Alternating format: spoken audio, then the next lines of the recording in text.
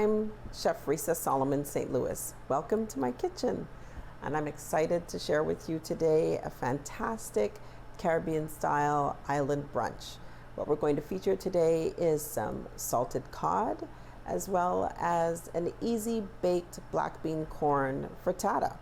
So one of the things that we always love to do when we get started is we like to take a look, what can we get from the local farmers markets? Because as a chef that started in farmers markets, I love to go and visit them and get my hands on some fantastic local produce. So we're excited to have some amazing things from Ottawa street markets, including some farm fresh eggs that we're going to be using in our dish today, as well as some delicious vine ripened tomatoes, so sweet and juicy.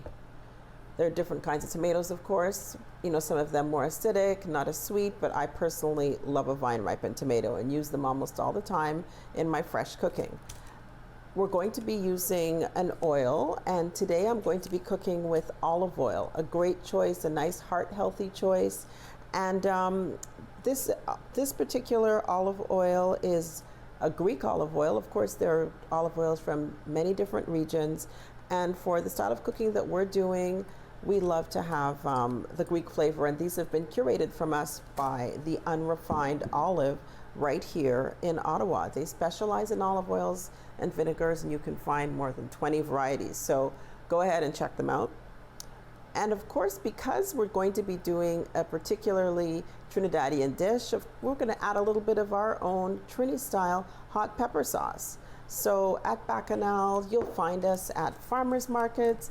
Sometimes we're also available for takeout, and we have our own specialty sauces and spice blends. And it's just a quick and easy way to infuse some great flavors and spices into your foods. So let's get cooking.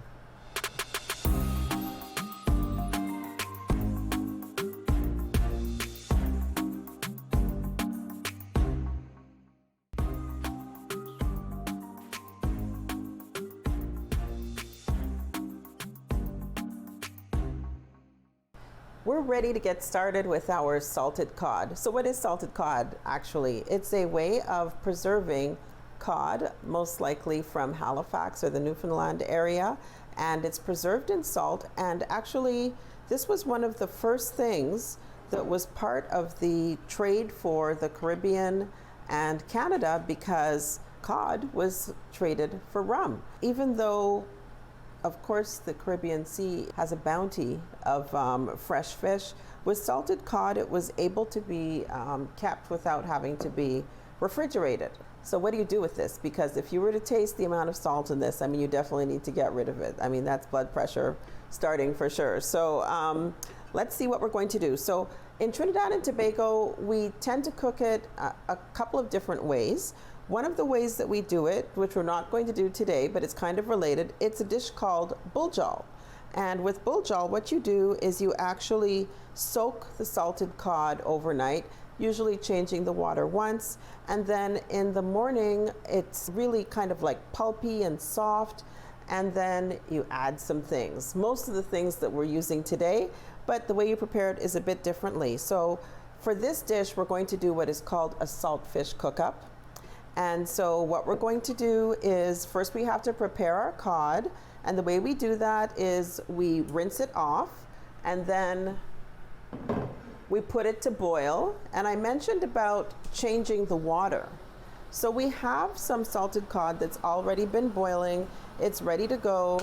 And one thing maybe you might want to take a look at is, instead of being dry and flat, it's now starting to plump up a little bit. It's a lot more tender and flaky compared to the hard dry cod that's really kind of chewy. So what I'm going to do is take this over to the sink. I'm going to drain it in some cold water and we can get ready to go. I'm just draining off the hot water. Going to add some cold water to it. And I'm going to strain this off. This is one of the dishes that is actually a traditional brunch dish in the Caribbean. You'll find it in a number of different islands.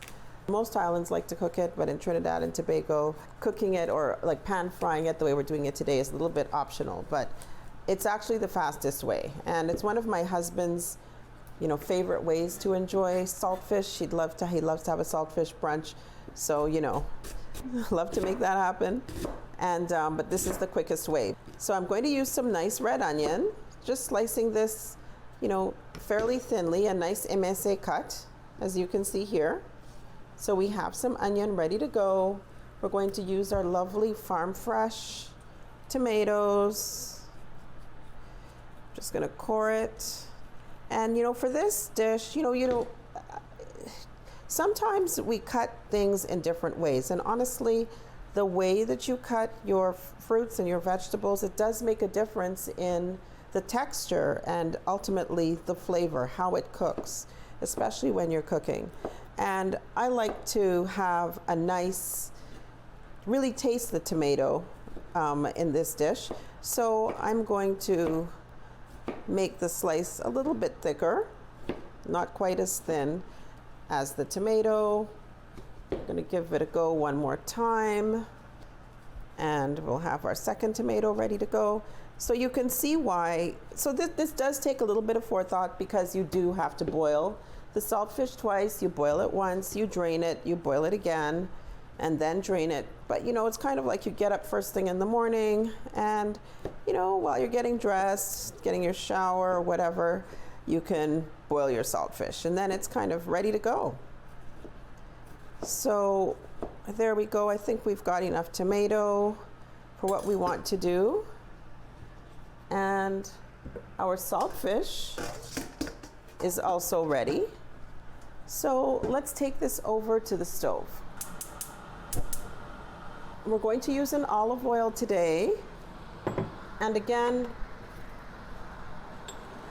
with Bacchanal seasoning, we tend to go fairly simple in terms of the ingredients that we're using because a lot of the spice blends and the sauces that we already have, they already have all of the flavor that we need.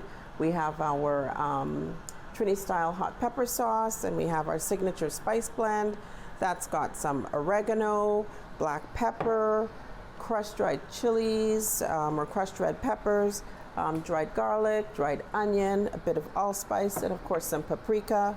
So that's really a very flavorful combination. So we really don't have to add a lot. We're adding our pepper sauce today. It's optional. It's if you would like to have that kick.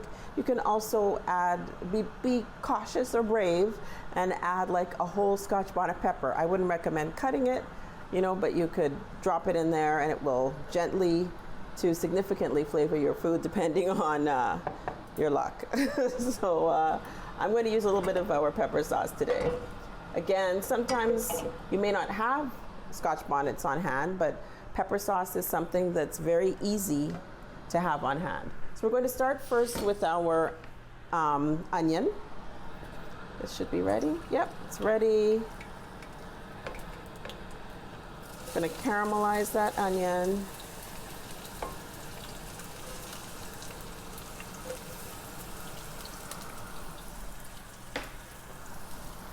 And this is a nice, healthy oil. It doesn't mean we want to overdo it, but we can enjoy it. And we're going to start to add in just a little bit of salt because we have to remember that saltfish already has salt in it. So let's be mindful of that and not do too much. So there we go with a little bit of our spice blend, and really you can smell that coming together, the onion, as it's starting to caramelize, it's softening up.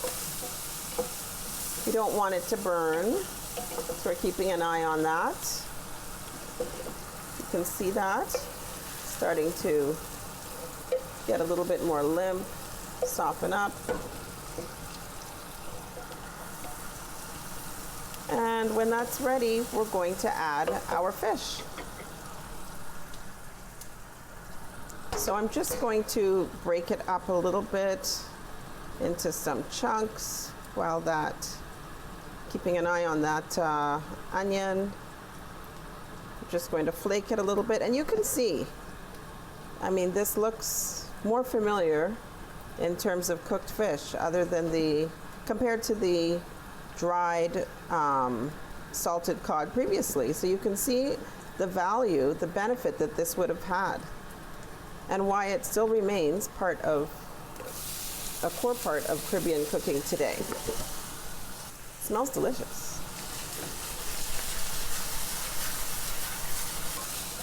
Okay, so just incorporating it with the onion. And you know, really honestly, this part, how much onion to use, it's really up to you and your own flavor preference. I like caramelized onion. I'm gonna add a little bit more olive oil. And I think at this stage, I'm going to add probably about a tablespoon of hot pepper sauce, just so that it really does have an opportunity to coat the fish. This is a dish that cooks extremely quickly. I'm going to add now our fresh tomato. And as that kind of cooks down a bit, it's going to create a tiny little bit of a sauce. We really don't actually add water to this dish. It's going to create its own moisture as the tomato's cooking. And if you want, you can finish it with a little bit of cracked pepper, but again, I know that I have pepper in my dish for in my signature spice blend, so really it's not necessary as far as I'm concerned. Plus we also have pepper sauce, so much pepper. So I'm just going to be very careful about how I squeeze this, because I do have some allergies to raw lemon. So, but that I'll be able to eat this because it's all going to be cooked into the dish.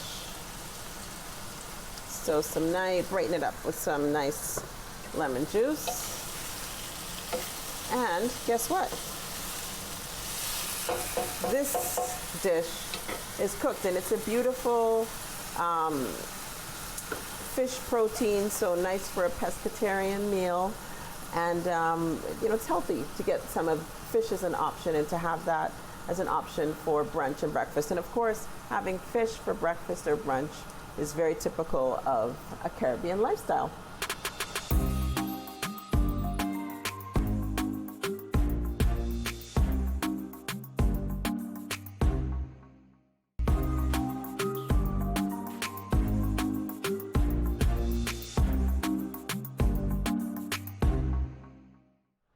So we're going to make one of the easiest things, and that is a frittata. Now you can choose to have a frittata, which is basically like a baked omelet. You can do it on the stove. I like to just do mine in the oven because it's super easy peasy.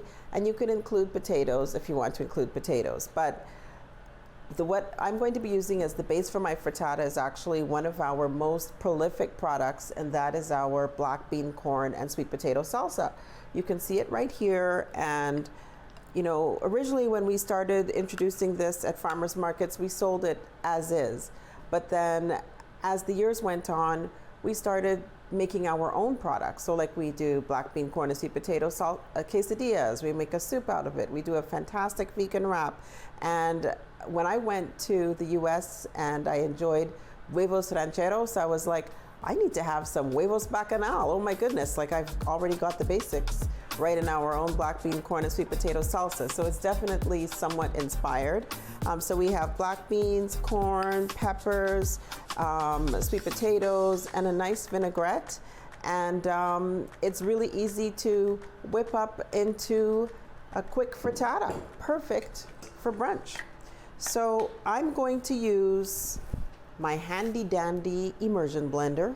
I'm just gonna grab some salt and yes, our spice blend. Everything doesn't taste like this because you know what? Different cooking methods bring out the flavors in different ways, but I know what kind of complements the ingredients that I cook with, so I do tend to use it quite often, most often.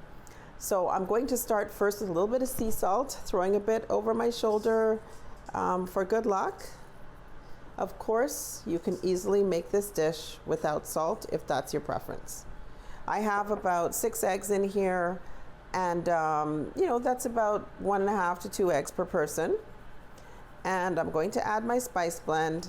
And you can whisk the eggs, but I prefer to use an immersion blender because it gets so much air so quickly. And then you have a nice puffy finish at the end. You know, the air kind of gives you the feeling that you're having so much egg, but it's really a lot of air, a lot of hot air. So this will just take a minute to prep. A lot faster than whisking, I think, by hand. But of course, the good old-fashioned way 100% works. Okay, so this really is just a couple of ingredients. We've got eggs, we have sea salt, we have our black bean corn and sweet potato salsa, our spice blend, and cheese. So, and actually a little bit of olive oil. So the olive oil, I'm just using it to line my pan. Just get this out of the way. It'll just make it easier to, when we're ready to slice the frittata, if we have a little bit of oil or butter at the bottom of the pan. I chose to use olive oil, all good. Now what I'm going to do is I'm going to put the black bean corn and sweet potato salsa on the base of my pan. This is going to serve, you know, I would say at least 6 people. And you know what, you don't have to use black bean corn and sweet potato salsa. Like I said, you can use potatoes. I like to use black bean, the beans, because it's a nice extra plant-based source of protein. And of course, beans are so rich in fiber. And of course, the sweet potato is also chock full of all kinds of delicious vitamins. So, you know, we're getting the nutrition and the flavor all packed into this dish. We're going to add the eggs. See, they're nicely whipped. And now I'm going to just add some cheese. Use whatever cheese you like. I like to use either a sharp cheddar or a marble cheddar. You can use mozzarella, you can use Monterey Jack, whatever you prefer. And however much you like.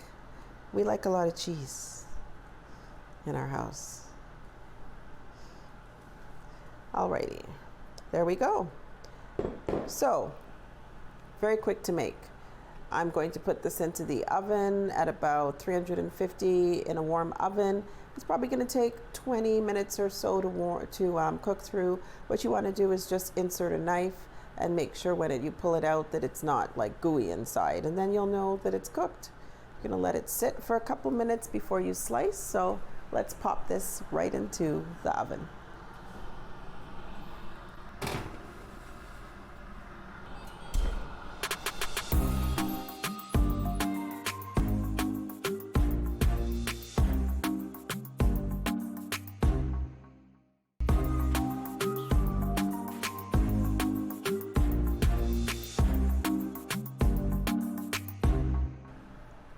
So we are ready to almost enjoy our island brunch. Look at this. We've got our frittata, cheesy, nice and fluffy, with our black bean corn and sweet potato salsa base. Enjoy it with some lovely fresh cucumber. And here we go, our saltfish, our fish-based protein, caramelized onions and tomatoes. That's going to be totally awesome. And honestly, it's not that long to make. But what's brunch without an awesome drinky drink? So we're going to go today with a banana colada. So of course, many of us might be familiar with the pina colada, but I'll tell you, when I went to St. Martin a number of years ago, I played an interesting bingo game, and each round was a different kind of colada. And I was like, wow, I didn't know that. Okay. So I'm going to just use some bananas. Of course, you can use frozen bananas, but I've got a lot of ice in here, so I'm okay with doing it this way.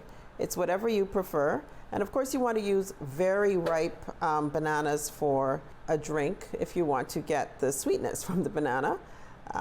And you can either enjoy it as a smoothie, with some regular milk. I'm gonna go plant-based today, and I've got some coconut milk in here that I'm going to add. And we've got some ice, and we can just add some more liquid if we need to. So this is pretty loud.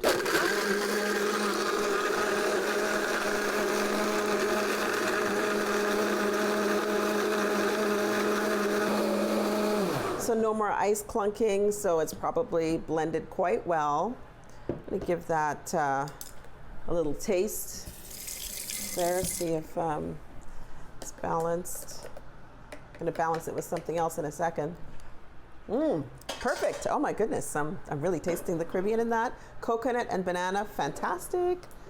So let me just take this down here while we finish this off. Oh my goodness, I mean, this is going to be so awesome. So, is this going to be a grown person's drink or not? That's going to be up to you. So look at that, nice and thick. Can you imagine that? And we're going to top it off with a little bit of Angostura bitters for some lovely color. And if you want, I think I will, you can have a little bit of rum too. Just a little shot of rum in there, mix it up, and you'll be good to go, island style. So enjoy your brunch, and thank you for coming into the kitchen with Resa.